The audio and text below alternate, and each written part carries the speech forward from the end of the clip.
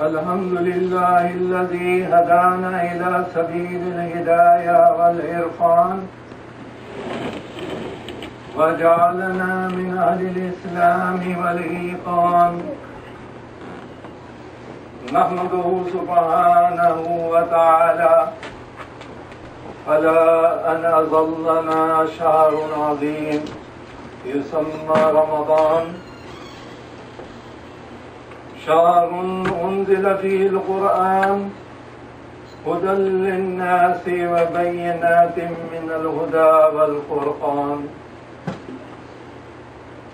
ترمد فيه الذنوب وتقشف فيه القلوب، ونشهد أن لا إله إلا الله وحده لا شريك له شهادة بالقلب واللسان، ونشهد أن سيدنا ومولانا محمدا عبده ورسوله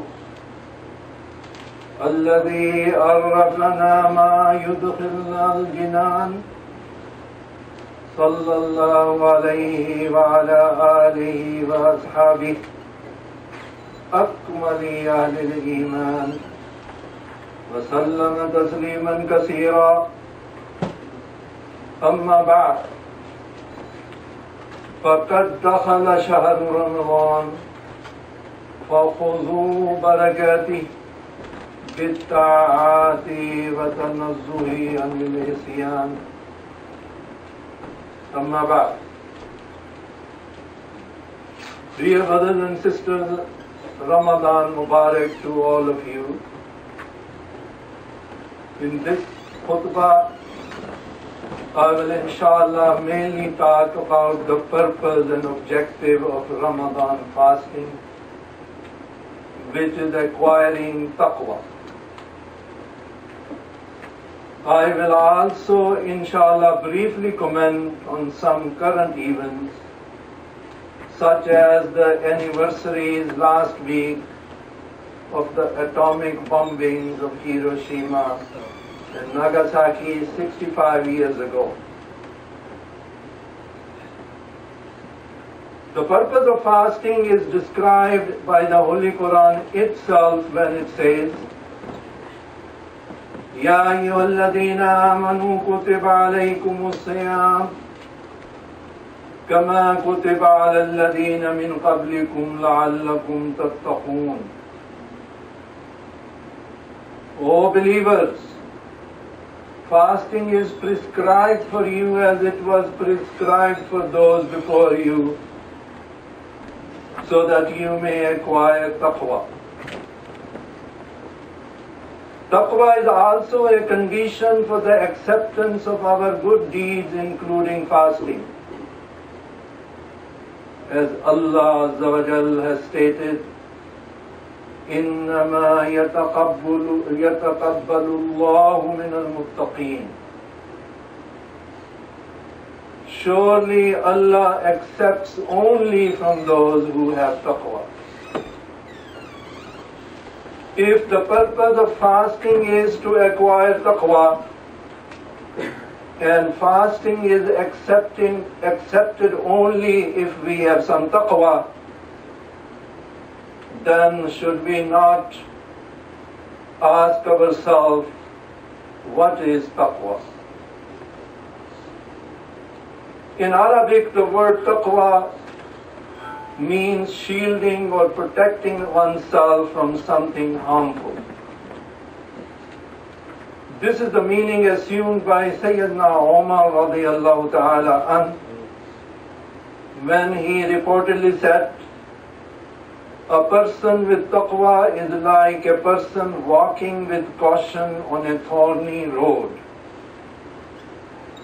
The way he would take care to save his clothes from getting entangled in the thorns, so is a person with taqwa, conscious of the consequences of every action he takes. The harm from which we need protection can come to a person both in this world and in the hereafter. Taqwa covers both types of harm, but protection from harm in the hereafter is to be given much higher priority, because the harm that can come in the akhirah is very much greater than the harm that can come in this world. Islam gives us the best way of protecting ourselves in the two worlds. So taqwa can also be understood as carefully following the guidance of Islam. Taqwa also implies some fear of the source of harm. This fear moves us to protect ourselves, as for example when we see a big snake or lion coming towards us. Since the source of everything is Allah, taqwa implies fear of Allah. So Sayyidina Ali radiyallahu ta'ala is reported to have said, taqwa means fearing Allah, acting in accordance with the Quran, contentment with whatever little you have, and preparing for the day of departure. Normally when we fear something, we run away from it. But fear of Allah should make us move towards Him. This is because there is no place to run away from Allah. And also because when we move towards Allah, He never leads us to harm, but takes us in His mercy, as He says in His glorious book, وَاتَّقُوا اللَّهَ لَعَلَّكُمْ تُرْحَمُونَ. Have taqwa, fear Allah, so that you may be received in mercy. Thus, taqwa also means turning towards the merciful Allah and being close to Him. These and other implications of taqwa are brought out in several verses in the Holy Quran, which tell us the characteristics of muttaqun, those who have taqwa. Thus we read in the book of Allah, وَسَيُجَنَّبُهَا الْأَتْقَى الَّذِي يُؤْتِي مَالَهُ يَتَزَكَّى وَمَا لِأَحَدٍ عِندَهُ مِنْ نِعْمَةٍ تُجْزَى إِلَّا ابْتِغَاءَ وَجْهِ رَبِّهِ الْأَعْلَى وَلَسَوْفَ يَرْضَى. But the one with taqwa will avoid the fire of hell. This one with the taqwa is he who gives his wealth to purify himself.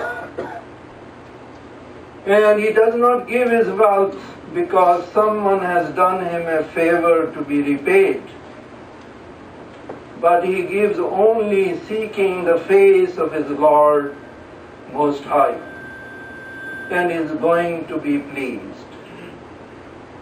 From these verses we learn that one of the characteristics of muttaqun is that they give sadaqah with no other motive than to please Allah, and as a result Allah will be pleased with them and they will be pleased with Him.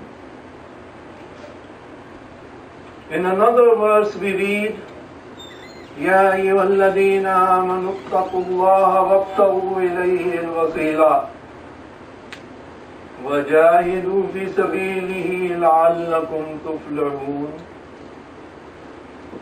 O you who believe, have taqwa of Allah, seek the way of access to Him, and do jihad in His way, that you may be successful. This verse tells us that taqwa requires us to move towards Allah, that is, develop a relationship with Him, ta'alluq, and to do jihad in His way.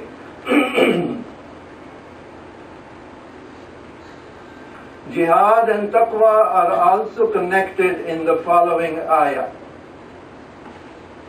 لا يستأذنك الذين يؤمنون بالله واليوم الآخر أن يجاهدوا بأموالهم وأنفسهم والله عليم بالمتقين. Those who believe in Allah and the last day do not ask you, O Prophet, for exemption from jihad with their wealth and persons. And Allah knows well the muttaqeen. This refers to the fact that many weak Muslims or hypocrites used to make different types of excuses to stay away from jihad. Here Allah is saying that muttaqoon do not make such excuses because they believe in Allah and the hereafter.